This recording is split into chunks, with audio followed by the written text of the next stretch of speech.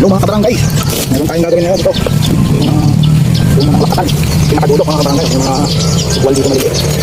Yung kanin natin, kaya limitin. Natin kung ito mga kabarangay.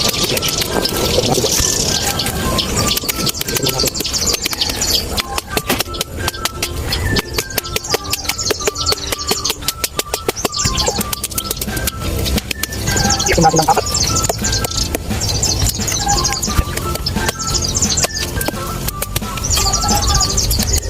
Yan mga kabarangay, tingnan natin.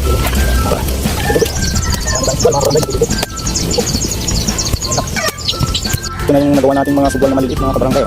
Pinutulputin natin, binabad muna natin sa Clorox na may tubig.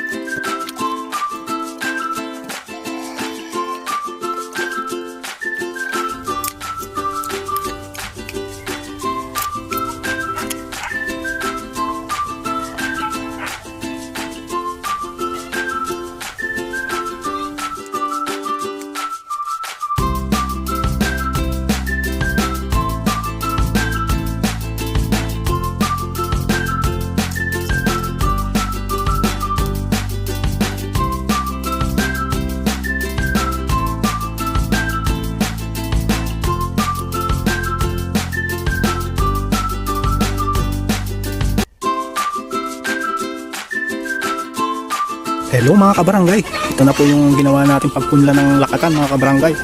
Ayan po sila, malaki na. Kali 3 weeks na ito mga kabarangay. Ayan, pwede nang transplant to. Ayan.